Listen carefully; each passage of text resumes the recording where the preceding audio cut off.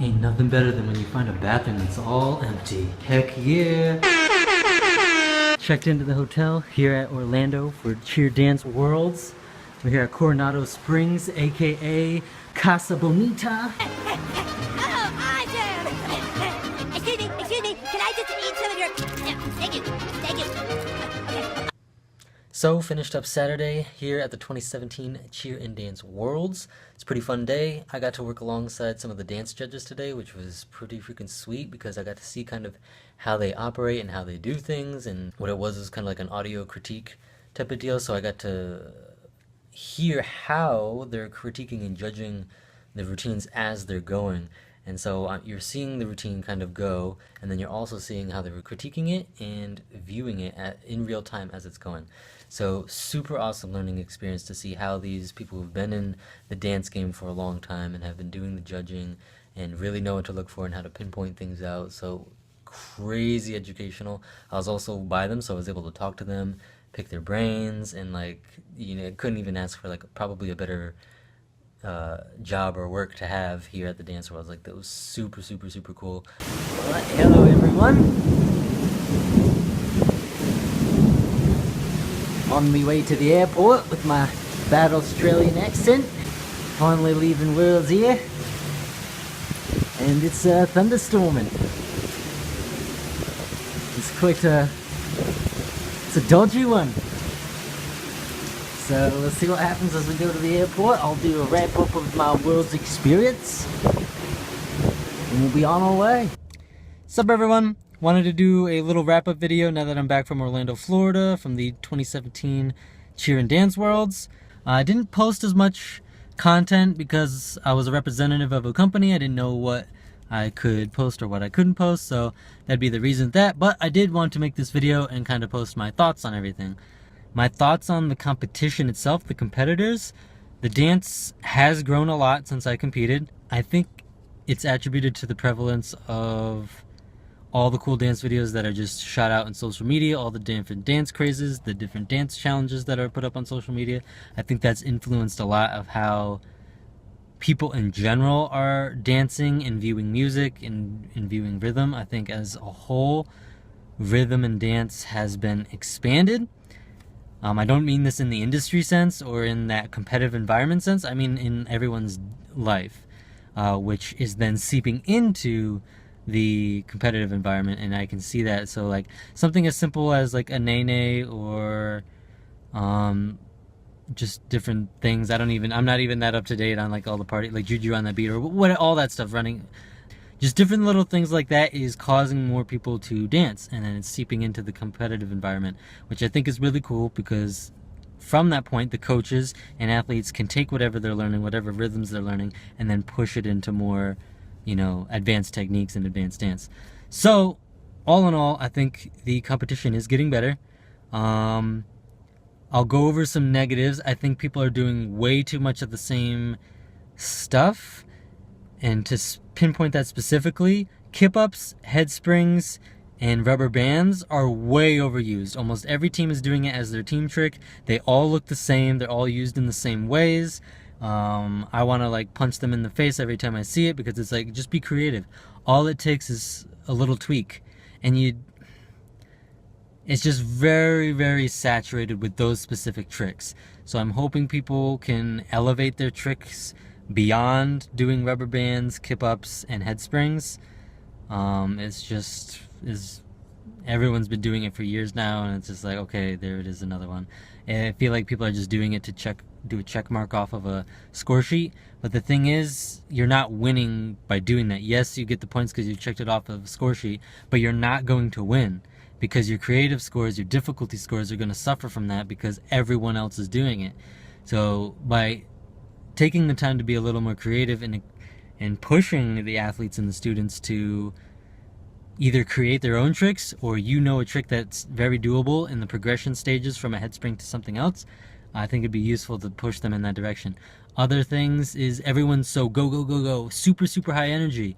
Super, super, super high energy. No one's taking the time, I think, to really slow down and be in a very controlled, movement-oriented environment that's based on the musicality of the songs. The best example I can give this is a Jabberwocky-esque thing. Not even the movement style, but I mean the ideas behind the flow that they're using and what they're connecting to in the music. So you can still have your style, but I would say utilize it in newer ways other than let's have really fast music, fast-paced music, and have visuals just popping up everywhere. I don't blame it for this because doing that is the easier path when you are less technically trained in styles of hip-hop. So if you don't have the execution ability to pop, to break dance, to lock, to house, doing all these different styles in a very trained and executed way, then I don't blame them for going super, super fast, high energy, big visuals, because that's how you kind of hedge against the inability to technically execute within certain styles.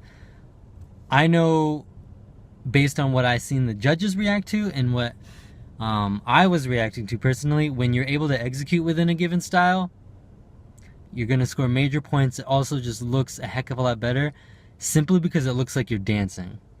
And so choreography is still not as much as prior years, but choreography is still sort of an issue. More and more dancing, and the easiest way to make everything more and more dancing is grooving and bouncing and having that flow, just as if you're not in a club, but like dancing, rather than thinking of all these pictures and elements and visuals almost being robotic and very clean. You want to have the smoothness and the bounce to it. So I think if teams focused on that, you'd see a good change in your score sheets and a good change in your placements. And it's a simple fix, not an easy thing to learn because I don't know what the coaches know and I don't know what the programs are investing their time into, and that's really what it comes down to. So those are a couple things. Overall though, the industry has, or the competitive scene in USASF dance has gotten better for hip-hop. I'm impressed with some of the growth of some of the programs. Just to name a few, I think Pittsburgh Poison has grown tremendously over the years compared to what they were when I was competing, compared to their skill levels now. It's absolutely insane to where they've gone. Extreme is always good. Julie Johnson is kind of insane, really. She's just figured it out. She has the formula. Jordan Johnson is another program that's good to look at. His choreography is great. He's the one that uses rhythms, musicality, and it's just so if you want to kind of get a good idea of what I'm talking about, watch some of those programs. Premier Clayton Shockers is another one that's grown tremendously over the years. Top Gun All Stars has grown. There's a bunch of teams that I'm just not even familiar with that are now in it. Legendary All Stars, I think, is one. They weren't around when I was competing, but like they keep winning all girl. So there's a couple programs out there that are doing things right. The international teams have grown tremendously, I will say that.